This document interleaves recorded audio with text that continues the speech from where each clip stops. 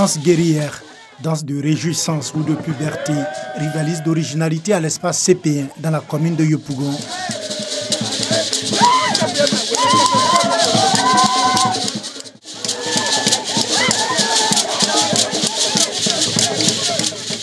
De quoi donner un cachet spécial à l'ouverture de la 5e édition de la SNAC, Semaine nationale des arts et de la culture.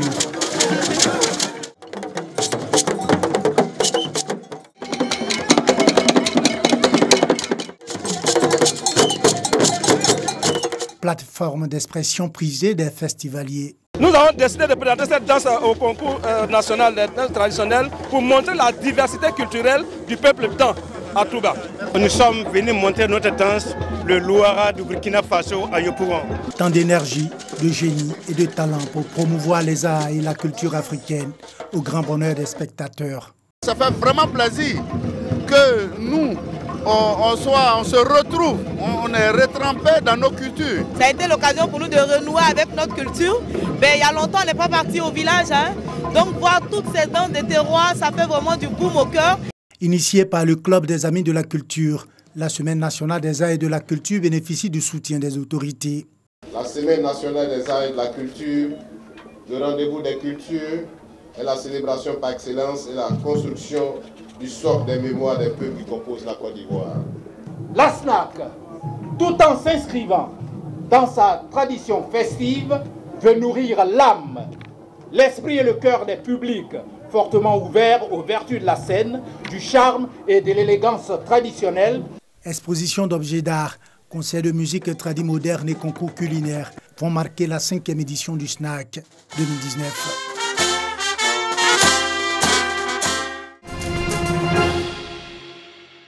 Inondations, sécheresse, hausse de température, ces menaces planent sur la planète depuis des décennies. Pour apporter une solution à ces fléaux, la sensibilisation s'impose avec acuité et les artistes reggae entendent jouer leur partition.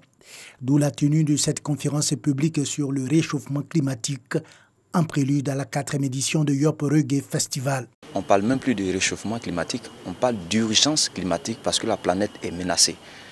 La forêt est en train de disparaître, le couvert végétal est en train d'être détruit. Les pollutions avec les émissions de gaz à effet de serre et autres, tout ça contribue à détruire la couche d'ozone. Voilà. Et nous, on s'est dit en tant que faiseurs de reggae, festival de reggae, nous sommes des porteurs de messages. Nous, on sensibilise, en même temps, pour proposer des solutions. Dr Gustave Boua, conférencier du jour, a fait un tour d'horizon de la thématique, notamment les causes et conséquences de ces phénomènes, avant d'exhorter la population à adopter un comportement éco-citoyen pour une préservation durable de l'environnement.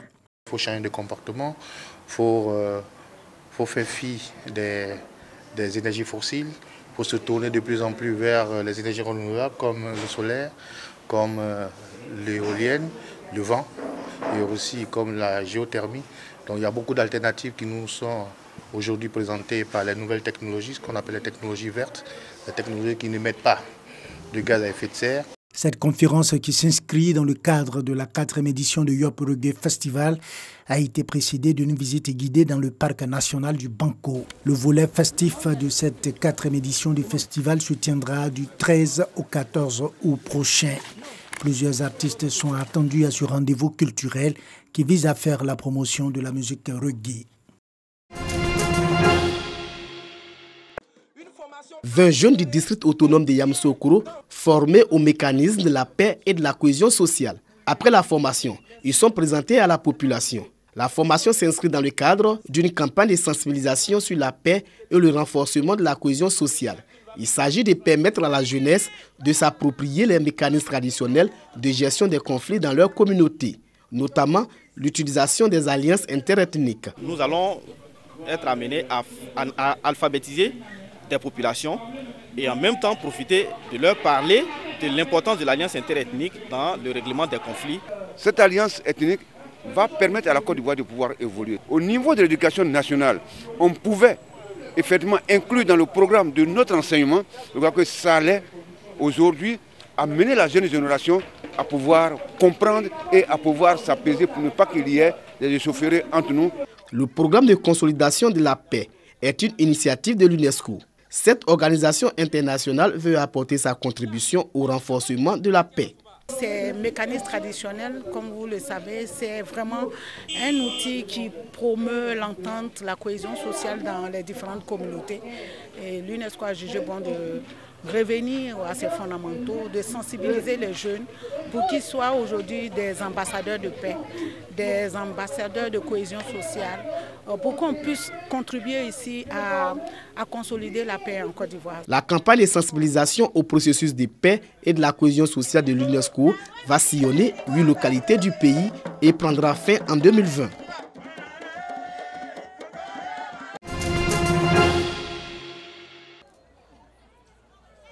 Le mouvement Génération Gagnante vient en aide aux populations d'Adiapo-Doumé, dans la commune de Yopougon.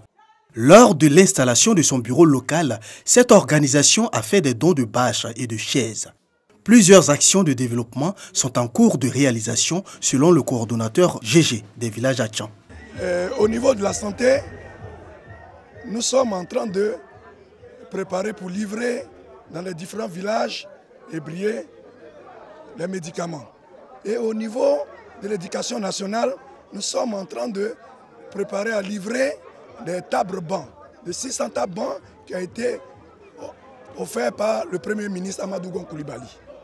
Et au nom de Diaby, président national du GG, qui ne cesse de nous appuyer et qui a toujours œuvré pour le bien-être du peuple Atchan. Le mouvement Génération Gagnante se veut apolitique et au service du développement. Quand on va aller sur la route pour braquer, on passe voir notre marabout et nous dit si la route est bonne pour nous ou pas. Et ensuite à ça, on prend la route et on va en brousse.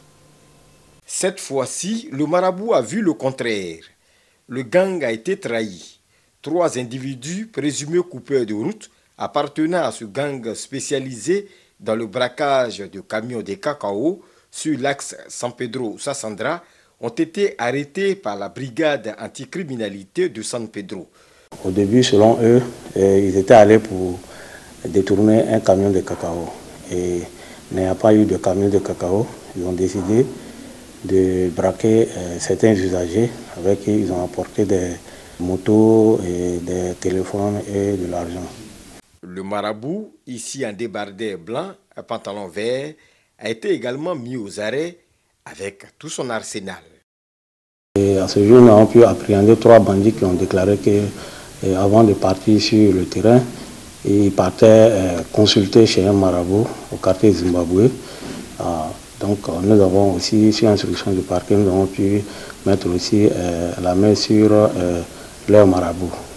Pendant la campagne cacaoyère, plusieurs coopératives agricoles et des opérateurs économiques sont la cible de ces individus qui règnent dans le Bas-Sassandra.